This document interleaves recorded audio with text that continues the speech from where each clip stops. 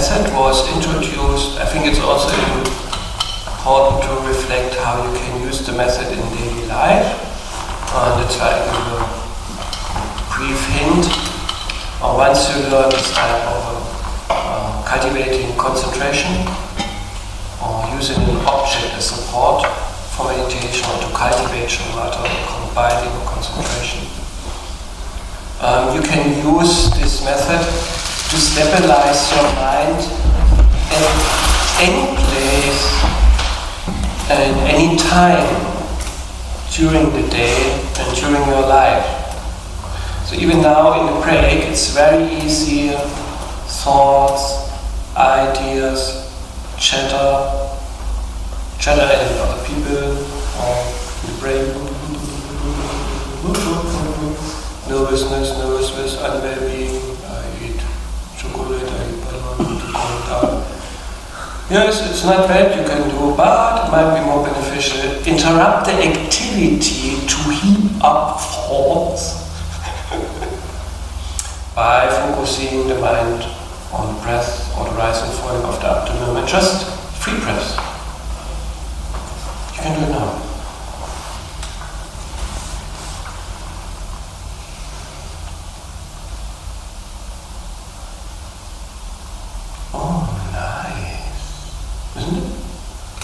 At least I don't know. It feels nice. So, and this interruption of the habit to think, be distracted, heap up thoughts. Actually, it's not only heaping up thoughts. These thoughts are usually not very helpful. These thoughts most of it are worries.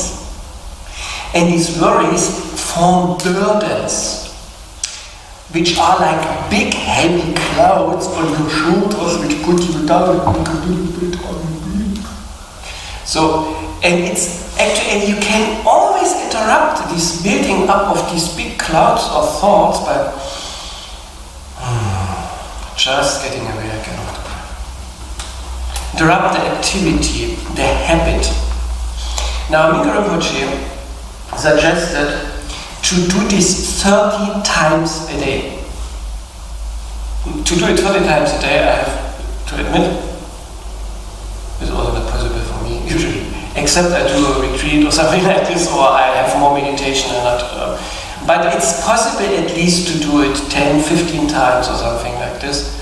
And why it is needed to bring this practice into daily life is, if for 24 hours you continue the habit to build up and create thoughts and worries, distractions and so on, you cannot really change by meditating 5 to 10 minutes in the other direction, because you go for 23 hours this direction and then maybe 10, 15, 20 minutes this direction. This cannot bring a change. But the more often you interrupt your daily activity and stop the habit, the more often you build up a new habit by, it's okay, let go, relax. And I found many Tibetan teachers, also in Italy. We had a Gelugpa teacher. He was amazing, the embodiment of love. And I cannot remember how many times he said to the Westerners, relax, relax, relax. But actually, these are just words. And if someone says to you, relax, this doesn't help. That's why I don't like to say to other people, relax, because you are left alone. You need a method to relax. And this is exactly the point now, or also before. You have or got methods to relax. The key point is now to apply it. And to stop the old habit, to follow the old patterns, and to cultivate a new habit by interrupting deliberately the other habits. For this you need a mindfulness, which is basically remembering what you heard already, understood already, and then you need a type of, we call it sometimes conscientiousness. That's more, consciousness is not the right term, but you need a type of applying it really. It's a part of consciousness, but it's a bit... Consciousness. Consciousness ist Gewissenhaftigkeit. Conscientiousness. Yeah. Actually, conscientiousness is abiding in a state of mind where there is no desire, no hate, and no ignorance, and at the same time abiding in joyful perseverance to focus on the good, or good action, or good things. And it is mainly like you take care of your mind to stay in a healthy state, which is free from afflictions, which means free from confusion, hate, desire, and drawn towards the positive. It's rather like you want to keep your mind pure. I mean, with pure, undefiled by disturbances. You know what I mean? So this factor of conscientiousness it works in a way that you are drawn to keep the mind in a nice, beautiful, pure state which allows you to be happy, at ease, at peace. And it takes care of your mind, you could say. That's why I said conscientiousness, because if you remember, or I should do briefing meditation, this is good.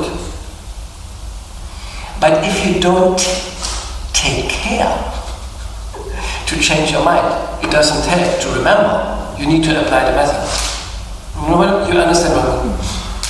Now, if you have a type of a determination or resolution, or I really want to take care of my mind, I don't want to allow my mind to go in those crazy states, you build up an interest or a motivation to change, and then the change comes naturally just based on this motivation.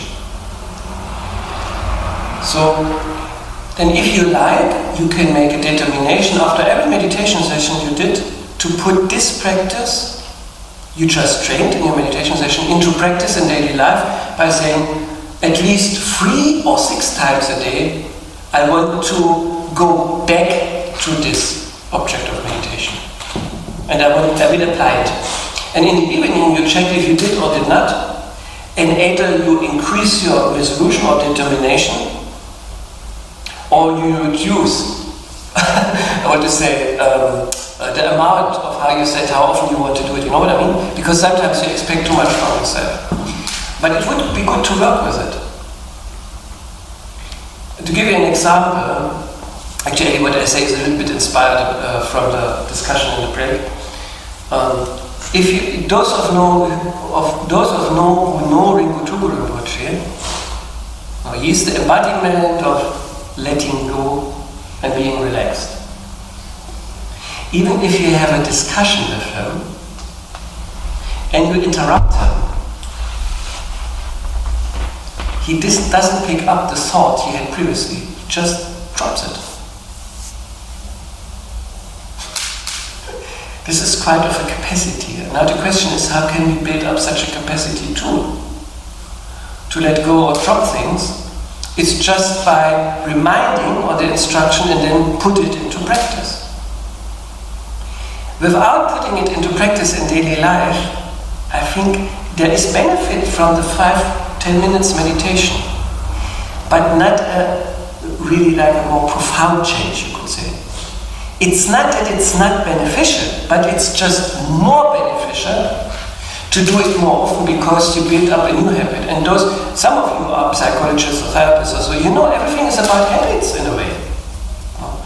So if you want to get rid of a habit, you stop that habit, and this is already a training, or you can deliberately build up a new habit. And here the new habit would be to interrupt getting drawn outside or getting lost in outside things, in distractions. Being carried away. You have to interrupt being carried away. And being carried away always means also you lose contact with yourself. I mean, there are people who have no contact at all with themselves. And I heard sometimes they cut. It's only one of the many reasons why people cut, but some of them really to get in contact with themselves again.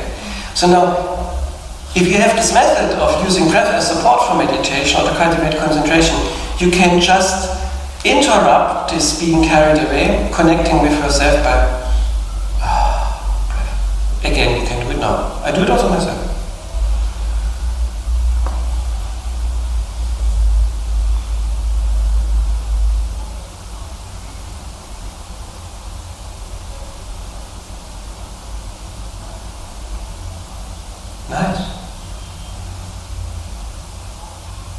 So, and then if you do it again and again, this being able to drop, to let things go, not to be carried away, and get in contact with yourself and stay peacefully with yourself becomes not only a habit, it becomes your being. You know what I mean? And this is what you can see with Ringu Tulku. And it's no magic. I don't think it comes from mantra recitation. Mantra recitation can help to build up concentration. No? I don't want to denigrate it, but it's far more to put it into practice. No? Because you can recite mantra all of the day. One teacher even said, Tibetans, they recite the mantra all of the day. They even killed animals by reciting Om Mani Padme Hum. Not all, but some of them, because they were, what they say, butchers. Usually the Muslims did the butchering in Tibet, but there were also some Tibetans. The Dalai Lama says they're thinking about their business. They're saying money. Om Mani Padme Hum. So, and I stress this a little bit is because I heard so many stories, also from my own teachers in Italy, for instance. There are Buddhists, Tibetan Buddhists, who practiced Tibetan Buddhism for 40 years. And after 40 years, and it's not the only one, there are many. After 40 years, they dropped everything. You know? Some of them dropped religion at all, some went back to Christianity. There's even a famous professor, Paul Williams, I really admire him. He was really into the Buddhist philosophy, and he became a Christian again, and there is nothing wrong to do it. But my thinking is, when I hear these stories, not about Paul Williams, it's just rather the stories I heard in Italy from my teacher, I wonder, if you practice 40 years, those different methods, the Tibetan Buddhism has so many rich methods, and after 40 years you drop it, I have to conclude it didn't work. Because what works for me, I don't drop. Isn't it? I mean, if something works for me and I'm more peaceful, more happy, I don't drop the method. So if after 40 years, those many methods are dropped by something, I have to conclude it didn't work. And then I started to wonder why it didn't work. So, and then I think a lot has to do with, we might receive all of those information, but we are not diligent enough to put it into practice, or to build up maybe a continuity, which has a continuity which leads to a change in our own being. And then you have glimpses of experience which you find good, but they are too superficial to have a long-lasting effect. And in a way, I think if it is like this, I feel a little bit sad, because the opportunity was not really used, and then there was no real benefit. And then I think if I use my time for 40 years and there is no long-lasting benefit, I conclude for myself I wasted my time, and I would feel sorry. So, and I don't want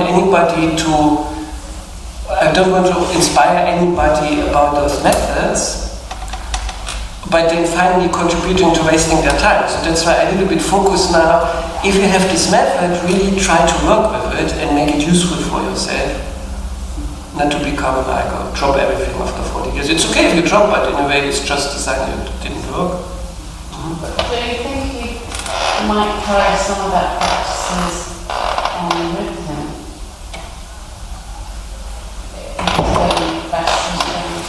I don't know. Could be. Sometimes many people who turned their mind towards Buddhism or became Buddhists who were previously Christian. My observation is what people told me, and also with myself, usually after 2 years of hearing and practicing Buddhism, you understand Christianity better, isn't it? And some people also think actually what is a little bit missed in Christianity or in the institutionalized Christianity is spirituality. But all the basic ideas are extremely helpful and useful. So it could be, as you said, you go even enriched back to Christianity, and actually it was not a real waste of time. This could also be, I cannot really say. There was someone on Facebook or something the other day, anyway, who is a priest or whatever, but he goes to Buddhism practices or something, because that's helping him. Yeah. I can't remember where or what. He integrates those methods in his own religion. Yeah, perfect. And that's helping. Okay, good. So now, these were just my words, but you can use these words to look for yourself. Okay. Until I go to bed today, I will have plenty of time to work on myself. So at least 4 times today, I will try to withdraw my mind from these distractions and turn it inwards and calm it down by just getting aware of the breath 3 times and settle the mind and build up this good habit. And if you feel this is good for you, you continue tomorrow, the next day, and then maybe you increase the amount of number, how often you do it daily. And then maybe based on this, I think it's quite predictable. If you change your habit, you change. It's just as it is. Okay, thank you. So now we go to our, how do I say, hardcore topics. Is this the right term? We have really some hardcore topics. Hard or hard? It's a, what do you say, heavy topics. You know, I remember there is a maybe it's not the right term, but in Germany we sometimes use this term hardcore, serious, which means something serious, heavy or so. And I remember someone joked about it. A master, his name is Ringu. Most of you might know him. He's a great master in the cultural tradition. And he told in a public teaching that once some Christian said to him, because Tibetan Buddhism is very successful, you could say, in the West, and sometimes Tibetan Buddhists dominate also Buddhist head organizations. You could say, I think it's really good to be aware of it and to be more sensitive, especially towards the Theravada. And so he said, yeah, you Tibetan Buddhists, you are very successful because you have these 4 thoughts. They really brainwash your followers. And I was thinking, wow. And then since then I was thinking, oh, maybe what I explain now is brainwashing for the people, and I must be really careful. So I was first considering myself, is this really brainwashing or not? And later I found out, no, actually it's really true. That's why if you really open up to these 4 thoughts, it will change your way of thinking. And brainwashing for me is, you use thoughts, ideas or concepts, of, for instance, religion or ideology, to bring your mind, into a state which is not concordant with reality. This is brainwashing for me. But I found out, no, these 4 thoughts really bring my mind towards reality. It's just true. That's why for me I didn't accept it's brainwashing, but I found the idea interesting. So, but these are very powerful thoughts, and because they are powerful, one should be careful. Because they can, this is like strong medicine. Strong medicine can work extremely well under certain conditions. If the conditions change, it can be harmful. As I said initially, these 4 thoughts create some urgency in ourselves not to waste our life and our time, but to use it well. This urgency is rather an open up and a clarity, and should bring a strength and determination of taking care of ourselves, the situation, and use it very well. It's not meant to build up feelings of guilt, insufficiency, correct, insufficiency, blaming yourself, or pressurize yourself. But easily this can happen. So that's why when I explain it now, it's a reminder for myself not to push you too much, but it's also a reminder for yourself, because I don't know your mind. I don't know how you understand or use those teachings. Please take care of yourself. And only accept what is reasonable to you, and where you think this helps me. Those ideas which help you take up, work with them. And those ideas who don't help you, you can just drop and leave it aside, and they might be helpful later. Usually the attitude which is recommended, see all the thoughts as medicine. If the medicine doesn't work now, you just put it into the, how do you say it, where you have where you store the medicine. Cabinet? It might be useful later. Don't throw it away, but you just, not now, maybe later. So, now first topic.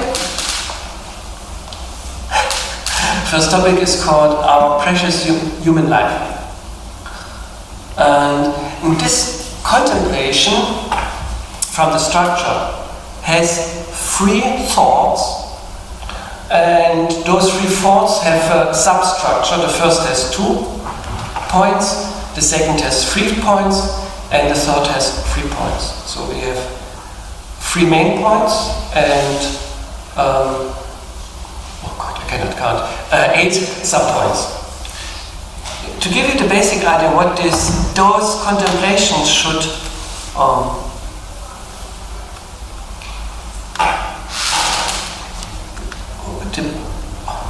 how should those contemplations help ourselves to open up to the opportunities we have, to see the opportunities, to cherish the opportunities, and then really to use them. So the basic idea is, if you sit now here and think, yes, here I am, and then I tell you, yes, you have a precious human life, and you think, yes, I have a precious human life. Now, think, I have a precious human life. How does this resonate in you? I have a precious human life. Hard. Yes? No. If I ask Cesare, maybe I'm a millionaire, and I heard I die soon, and I was thinking, oh, maybe I can give everybody of you $1 million, and I say now to Cesare, please bring the bags, and in every bag is $1 million. Surprise! And I say, so here's your million, your million, your million, your million. And then you think, oh, I got $1 million! I can fulfill all my wishes! I'm so happy! I got $1 million! You feel so joyful because you think, I can fix all my problems, or most of the problems, because now I have $1 million. You might even think I can give my mother, my father, my brother, whatever. And then you really feel like, I have such a great gift. You know, I got $1 million. I think you will post it really on Facebook, but who posts on Facebook or Twitter? I have a precious human life. Nobody.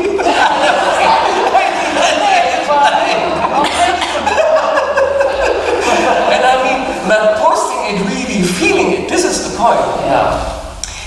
And I like this comparison with the million, because the Tibetans, they use usually the precious, the wish-fulfilling jewel. And for us, a wish-fulfilling jewel doesn't tell much.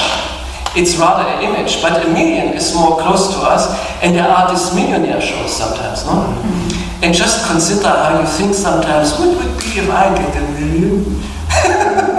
So, and actually there is more of a feeling that there is if you have $1 million, there is a treasure which is worth, and because you see the value of it, there is an appreciation and a joy and a wish also to use it well. Of course, other problems can arise like stinginess, but it's not the point here. It's just here, if you get $1 million, you really have a feeling of joy, because behind the joy is the thought, with this $1 million I can fulfill my wishes. If I can fulfill my wishes, I will be happy. Now.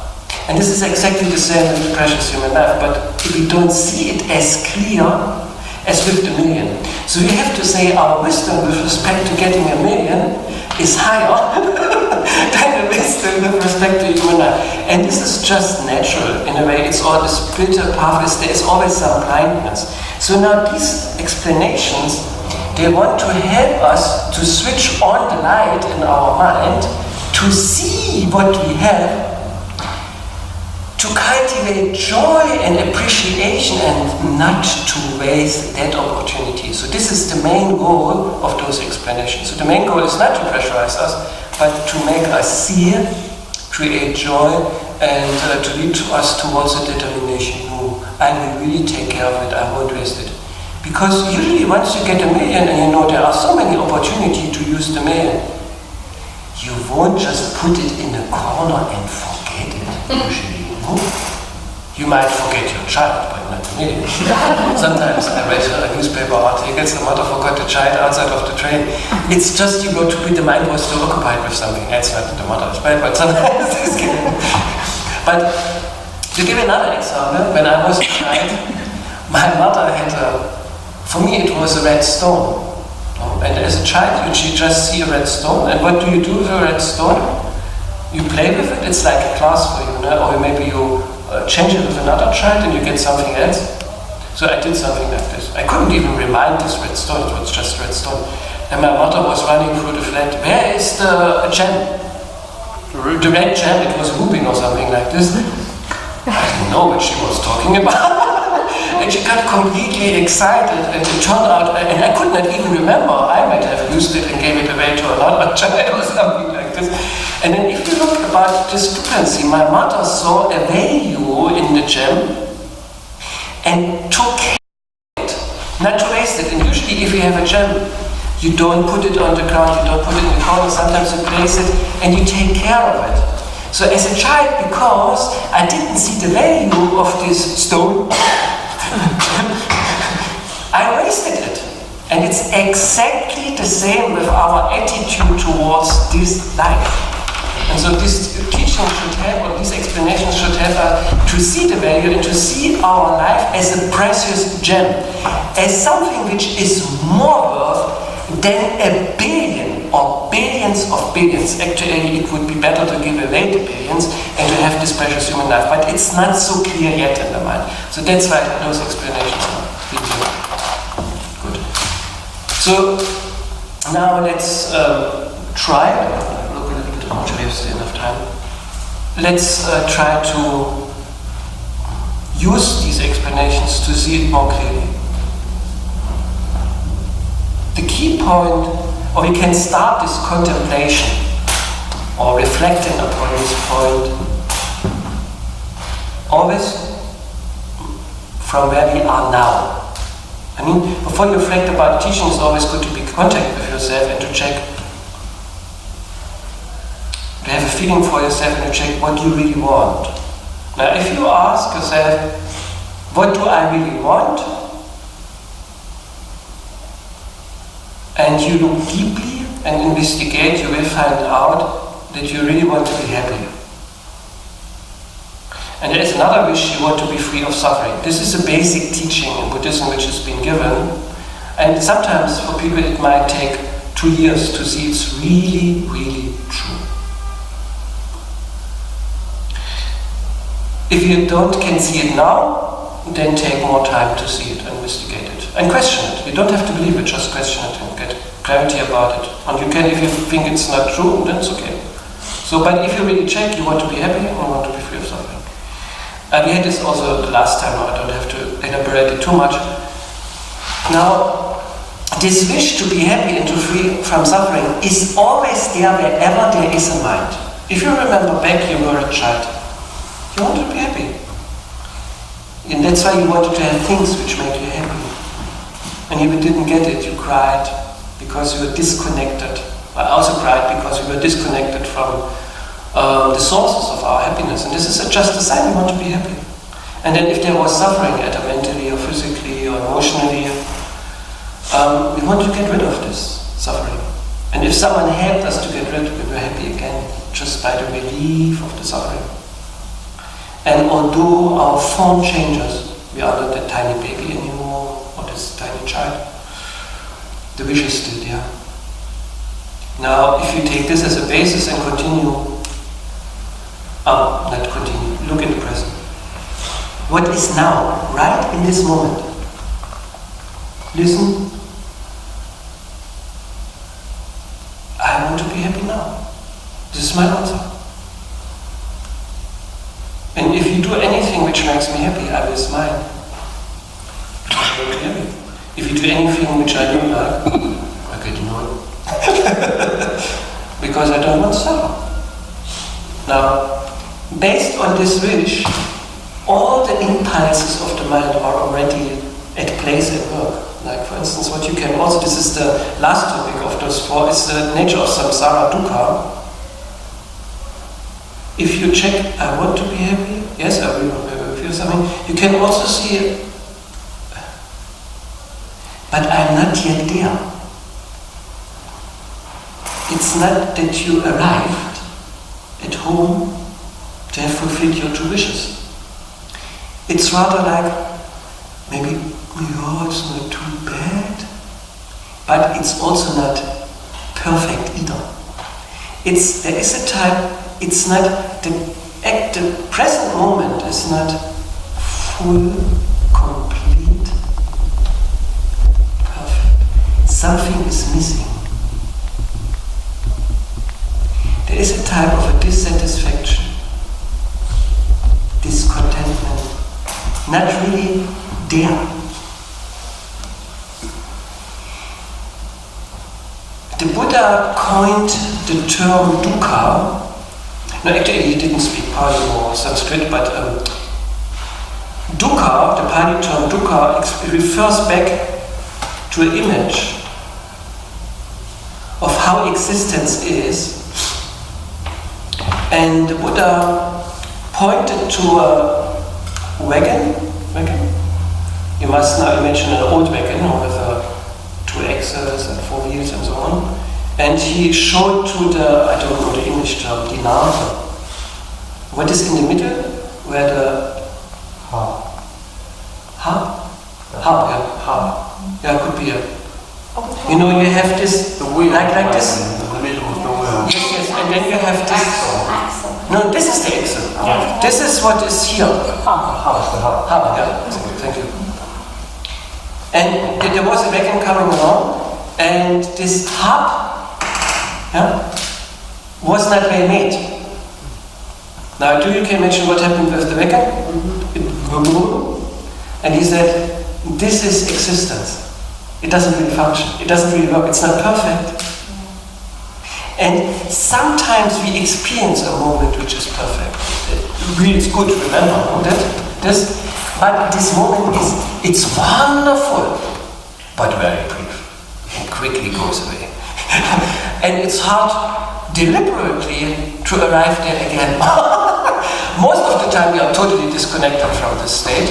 So and that's why at any moment, because we didn't arrive at the fulfillment of those two wishes, there is a feeling of something is missed, lacking, incomplete. I remember a discussion with an alcoholic. I asked him, why do you drink alcohol? Because then I feel complete. I find it very interesting, this answer. And so, because there is this dukkha, this subtle type of suffering, of unfulfillment, discontentment, new ideas pop up to ease this suffering. Oh, maybe I eat a banana, I drink something, I meet friends, maybe I make a telephone call or whatever. And you distract yourself from this type of suffering, and there is, of course, ease. Now, if you have a big problem and you distract yourself, you somewhat let go the object of your worries, and that's why you can relax, but this doesn't fix really the problem. So now, what happens in the long run, we have this state, we had this state when we were young, we have it now. Now you can predict, we have it in 2 minutes, we have it in the break, we have it in this evening, no matter where we are. If we are with others or alone, we might have joyful moments, but they are always incomplete, not perfect. There's always, even if you sit with friends, there's always a correction to feel better with anything. And it continues, let's say if we are old, there's still the same state. So in a way, we used so many activities of this life to be more happy and to have less suffering, but we have to say we didn't arrive at the point. Rather, if you check more carefully, you might have been more happy as a child than now. It depends. For some people it's differently. So then this might bring the thought, then maybe I applied the wrong methods. And this is exactly what the Buddha says. Yes, you looked in the wrong direction. In the outside you have to find the happiness and the peace in the inside. Now, we have a mind, and this mind functions in a certain way, and the happiness and unhappiness is experienced in the mind. So the Buddha understands and understood the mind and found the ways to change the mind to experience everlasting happiness and to be free of suffering. So this means he found a way to fulfill those wishes. If you have fulfilled those wishes, you are at home. You arrive where you ever, you know what I mean? You just arrived where you ever wanted to be. So the Buddha arrived there, and then he had compassion about how and in what way he can give the teachings and explanations to enable other beings to achieve the same, to fulfill their own true wishes. And all of those explanations and teachings are referred to in Buddhism as the Dharma. So now, if we accept we have those two wishes, if we accept we are not yet there, if we accept, after checking, we might have applied wrong methods, methods which don't really work. They work to a certain extent, I don't deny this, but not really profoundly. This might open up ourselves, maybe there are other methods, and then we can open to those methods and check them if they really work.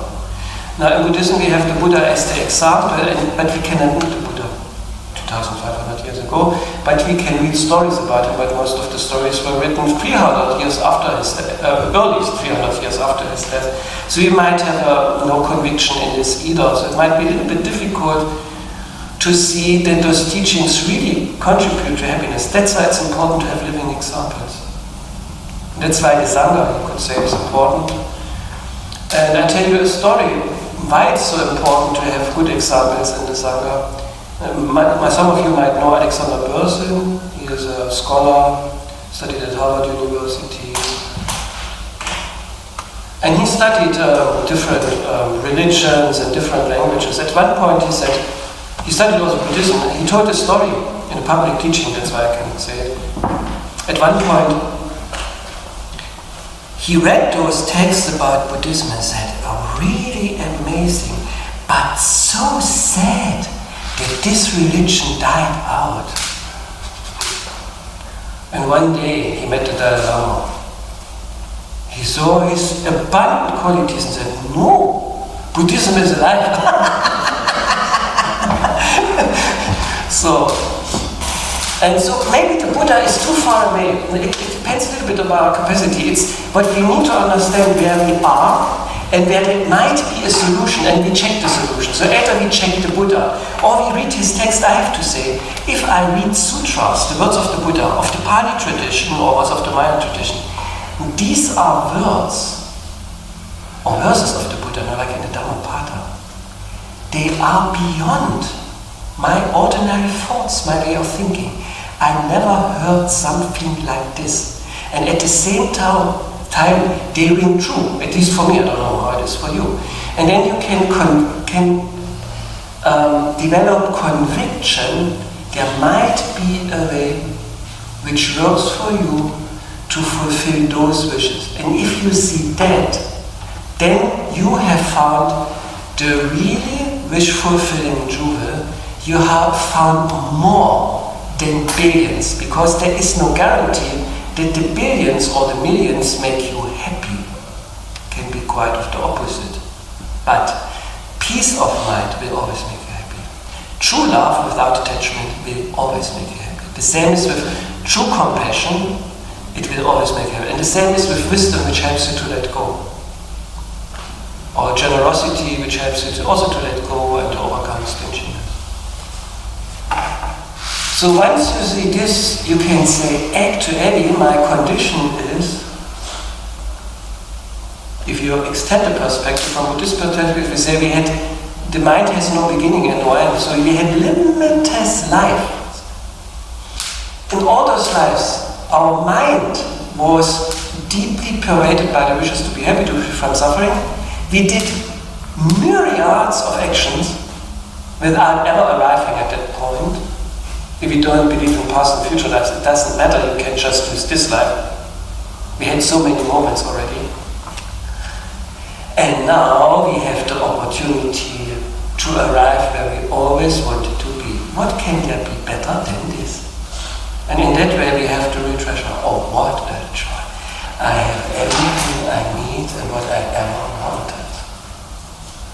So this is the first step of this type of contemplation, to see what we have, to see the preciousness, the value, and to cultivate a cherishing or a cherishment, cultivate an appreciation of what we have, and to cultivate a joy like I have found the real treasure. Imagine when you were a child, the treasure island or something like this.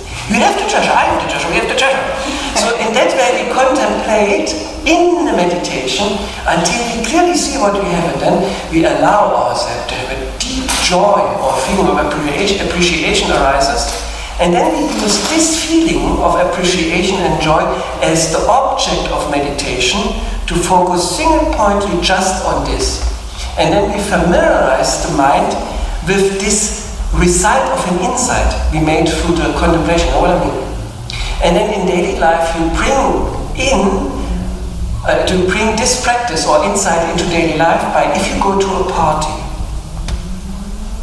you forgot already what you contemplated, meditated in the morning, that you have precious human life. Other things are more important. This is just natural. And then you might be at a party, and then maybe you are alone, and you're looking for a partner, and maybe there's even a partner, but someone else takes the partner away. You feel a bit angry and or there's something else, you don't feel a bit depressed, nobody likes me. But then actually what you could do, you can withdraw a little bit and lean against the wall. Yes, this might be all true, but I have a real treasure, and you remember the joy, bring it back to your mind, and actually then the question is, oh, if I have a real treasure, how do I use it now? How can I use the situation of a party to fulfill my two wishes? You can, by working with your envy, by letting go the envy, by cultivating rejoicing, by cultivating love, or by just accepting that you have envy. It's normal. I think, oh, interesting. Envy. How does it work? You take it like a magnifying glass. Very interesting. Actually, this party is quite exciting. You know what I mean? So, but if you don't see what you have, you don't have this space or joy of mind which builds a foundation to work with yourself. So that's why this type of contemplation or remembering what you have or open up your eyes to see what you have is quite crucial from a Buddhist point of view. So that's why this is the first of the thoughts, and the first of the thought to make life meaningful, because first you have to appreciate you have a meaningful life. Actually, there is no meaning independent from someone who sees a meaning, but there is meaning independence. If you want to be happy, if you have the means, if you try and it works, you can make your life meaningful by really fulfilling your two wishes. No? So, and this meaning depends upon how you see your life. When you say appreciation, there are some schools of thought that call that gratitude. You must be grateful. Yes. Be grateful. Yes. So that's the same concept. Thank you very much. This is an interesting point.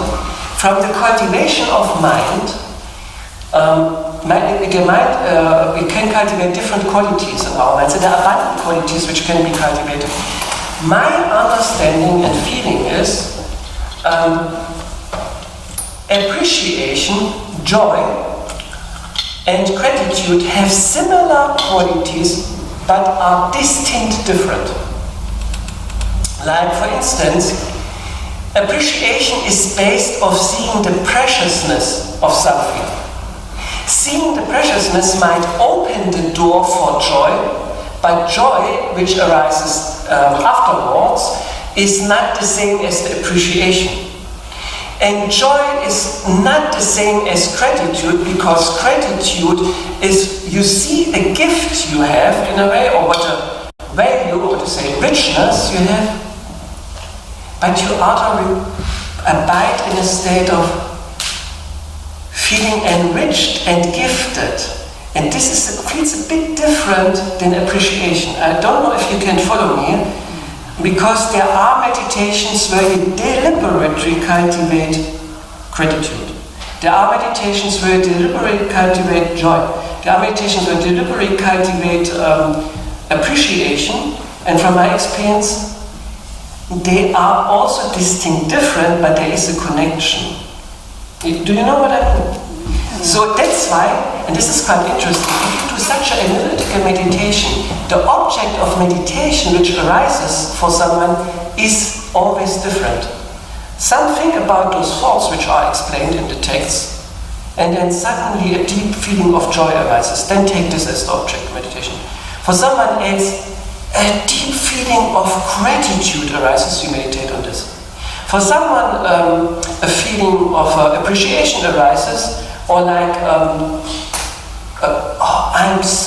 I have everything I need, or just contentment, you take this as the object.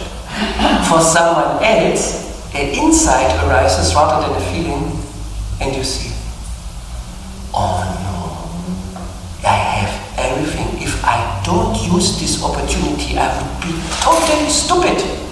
And then you make a strong resolve or determination and say,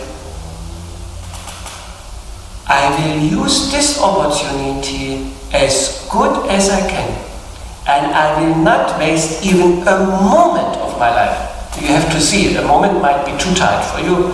I don't waste it too much. So, but some are more strict to say, I won't even waste a moment. But this is very strong. For some it might put too much pressure. So what can also arise after this contemplation is a insight which leads towards a determination not to waste life. And then you use this as an object of meditation. And this is quite individual. But the key point is to see. Actually, you could say to lift the darkness of the mind and to see what we have. And as you see, in a way, on a spirit path, we and almost all of us are a little bit like this child not being able to discriminate a lupin from an ordinary stone. So, and through this contemplation we want to see more clearly, and the aim is not to put pressure but to use it well. And the text, we make a break now, but just to give a support from the text and the scriptures, I will quote you a text. There's a wonderful image to deepen this understanding, and sometimes you can do also meditation, not analytical meditation, just using a verse. You say verse or stanza? Verse? Or an image. Or analogy.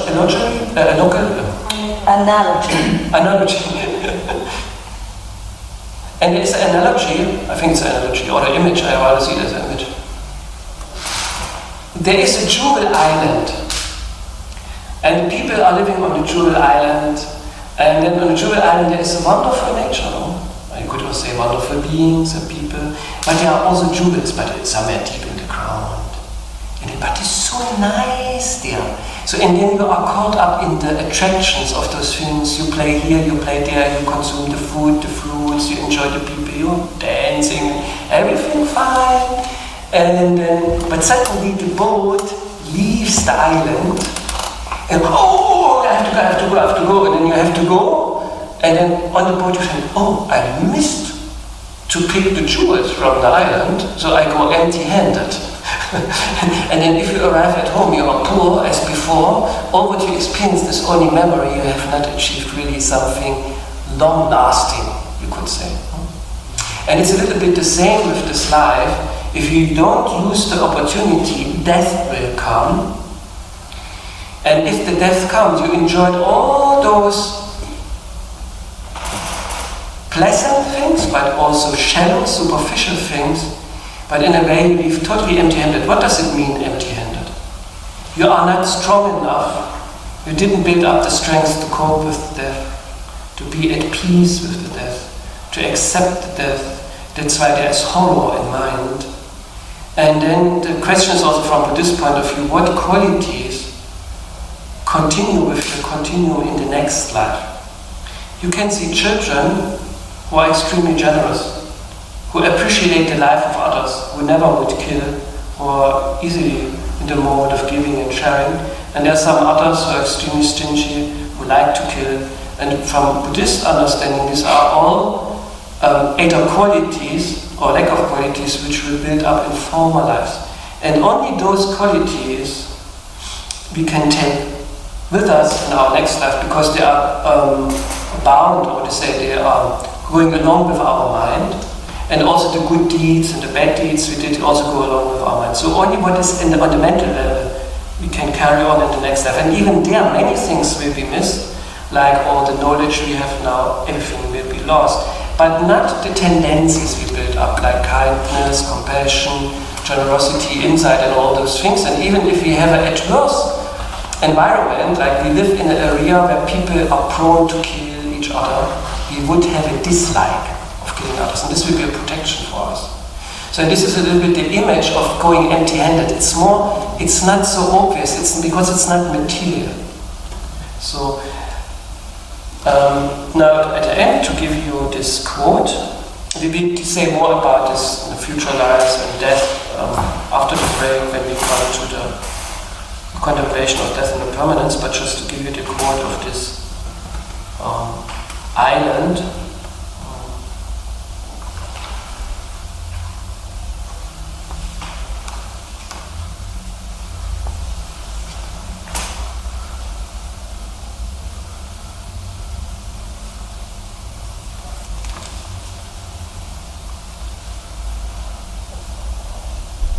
Maybe I give you some quotes, they are all very nice. When you have obtained a human life with the potential to go beyond cyclic existence, which means to go beyond suffering, the most excellent potential of the awakening mind, more precious than a wish-granting jewel, what wise man would not make it fruitful? Another quote from here, this was from Ashwagosha, then Shandeva says, so if when I have found such leisure as this, I do not attune myself to what is wholesome, there could be no greater deception and no greater folly. Then he is a little bit strict with him. It might be inspiring for some of you, but not all. And if having understood this, I still continue to be slothful, when the hour of death arrives, tremendous grief will rear its head.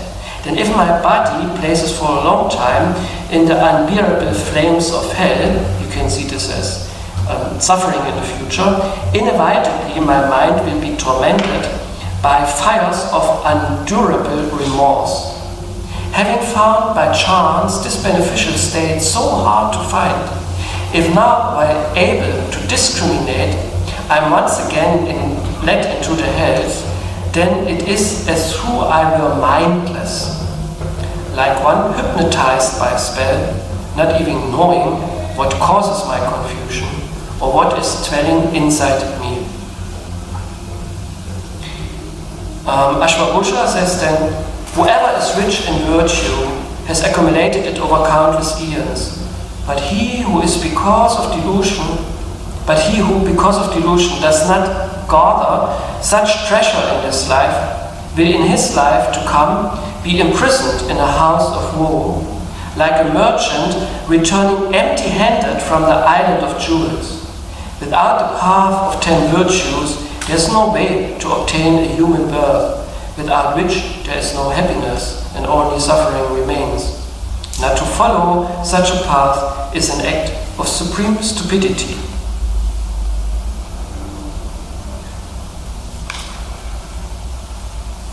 Another quote, even more stupid than one who vomits into a bejeweled golden vessel is one who, born as a human, indulges in unwholesome deeds. You see, the text is more strong than I explained it. It works a little bit with fear, and fear can be healthy. It doesn't paralyze you, but it wakes you up. But be careful with this type of explanations with the head. So I ring the gong now, and we have 2-3 minutes of silence, just to drop what has been explained or to relax. And after the break, when we gather again, we do question and answer what popped up so far, and then we continue. It's okay?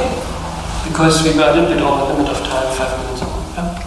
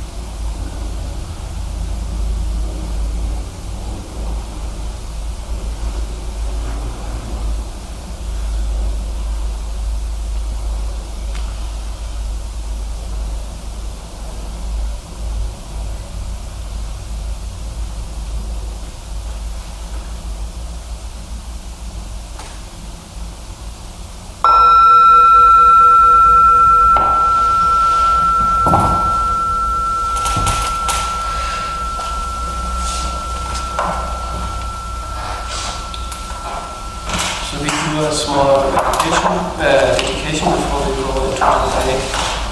And then remembered we have a day retreat, which means we should also meditate on those topics. So in the afternoon we will also have a guided meditation about this topic. I will support you a little bit to go into this direction and to make some experience with it, so that it's not only intellectual but also becomes a part of our own understanding, being and feeling. So we definitely will focus also on meditating upon it, and otherwise we don't have too much information. Yeah? So we'll do this in the afternoon.